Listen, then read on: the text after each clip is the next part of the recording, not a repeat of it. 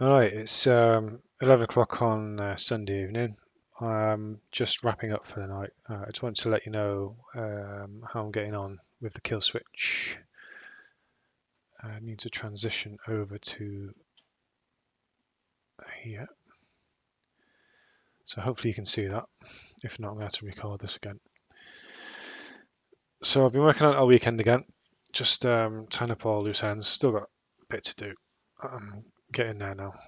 The Whack-A-Mole's looking really good. I'm not going to bring it up on this screen. I just wanted to show you everything that's working now. So nice thing is when you bring this up for the first time, I'm just going to restart it again. What you get is this sound. Wait for it.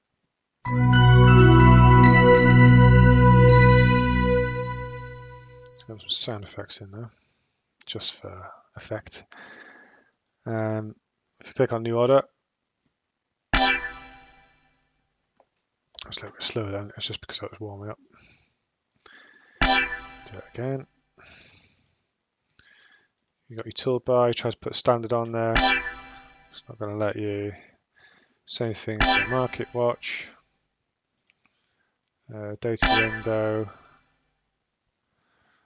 If I try to go to terminal, it's not going to let me do that. Strategy test there, it's not letting me do that. If you try to do by limit, it will cancel it. I've got a bit more work to do on that one. If you then try, what is it, one-click trading, try to switch that on, takes it off. We'll get some messages going for that as well. There's a bit of work left to do on there with all this stuff. So again, you've got new order by here. It's not going to let me do it. Let's have a look. So if I create a new chart, okay, I try to put on, let's say, an unapproved expert. It's not allowed.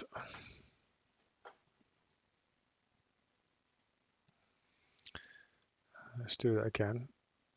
You can also do this for indicators which have been imported in. If they're not approved on the approved list, I've got to bring these into the database at the moment. But if I drop the ATR on the one that I created, you're going to get the same problem. It's going to come up and close that window down.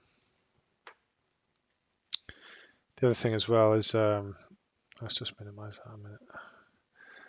If I close this down, give it 3 seconds, and it brings up another one. So same thing, if you drop the unapproved thing on here, it's going to close it down. After 3 seconds, it brings up another one. And I just wanted to show you on the on the actual bridge itself. I'm changing these controls over slowly so you can start to see they're switching. This was a radio button, it's now a checkbox. It's the same behavior, but it works a lot better. As you can see, when I close, if I close down the bridge, and after 3 seconds, it brings up another one. And this is now working. So you can see here the boxes are missing. That's because I'm still working on those. I've just finished off the testing on this and just slowly integrating it. But you can see from here, if I just close this down. So these functions do actually work, but let me bring up a new chart. I'm going to get rid of this one behind me because it's a bit shit at the moment. Okay, let's drop the bridge on there. So when you put two bridges on, it will always close down the other one behind. That's the other cool thing about it. So you can see here, I'm slowly bringing it on, and there's just a bit of work to do on it. See, there's a few bugs here for some reason. What's going on? But I can change all that now. Nice thing about these is that you can actually put in, this is the risk in percent. You can put in a value by entering text. So I could put in 9, and that will change it to 9. If I go above the maximum risk, so if I say I put in 11, it's not going to let me because the risk is between 0.01 and 10. So if I put in 10, it's going to allow me. If I click on the arrow button up, I also get the error message. Same for if I do 0.01, that's the minimum value. If I try to go down below that, it's not going to let me. This one is the risk to reward. So risk to reward maximum for this is 100. If I try to go above 100, I'm going to get that. So the same for this again. If I go to 1, I try to go below, I guess 0.1. See, it's a bit crappy this. You see, if you're doing a clicking, what you can also do is use the keyboard. So, pardon me. If you keep your finger on the keys and you get down to the bottom, so I'm using S there. If I use W, it allows me to go up. So that's another way of doing it. Keep your finger on the W and it just keeps scrolling up. And on the S key, it scrolls down until you hit 0.25, then it starts screaming at you. So you can't go lower than that. It's the same for this one. If I use Q&A, it's not going to allow me. I can't put in random stuff.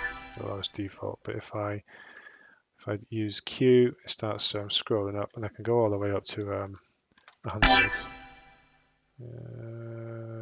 Sorry, no, this is the risk in percent, so I can only go to 10 on this one.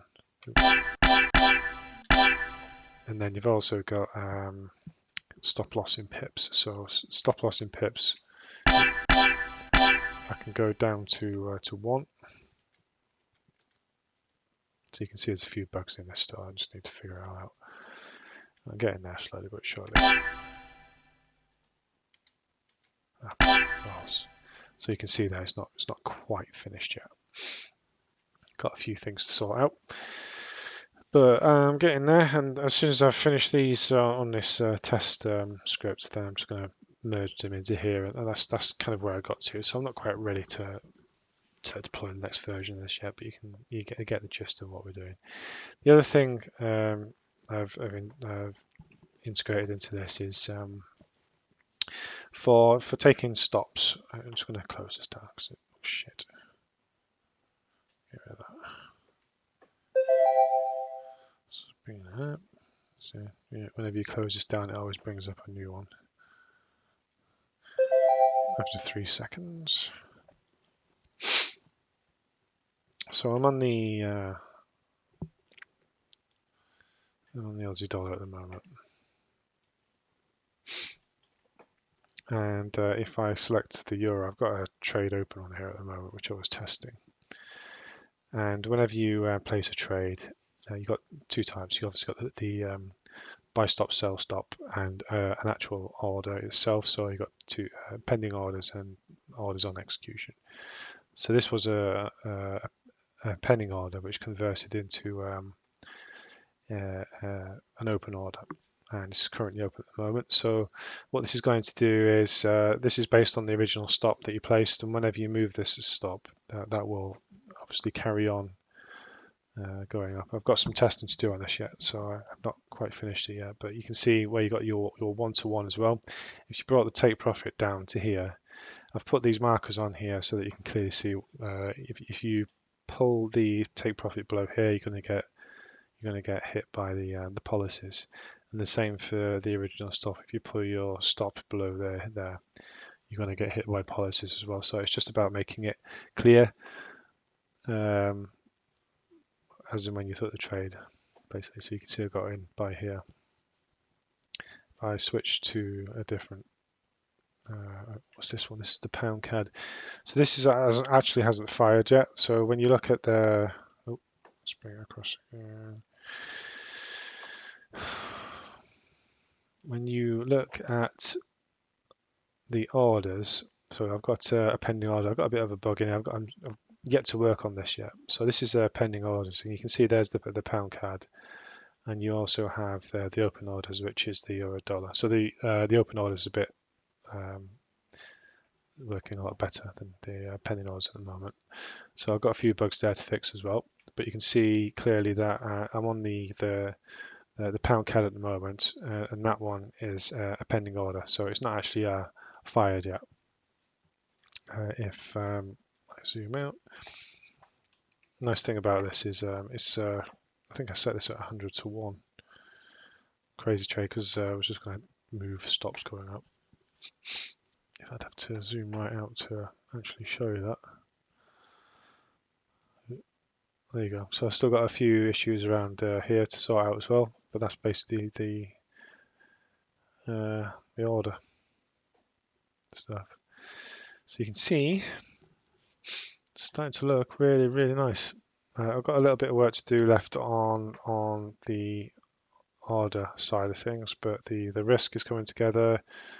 The bridge is almost there, and the whack-a-mole is pretty much ready.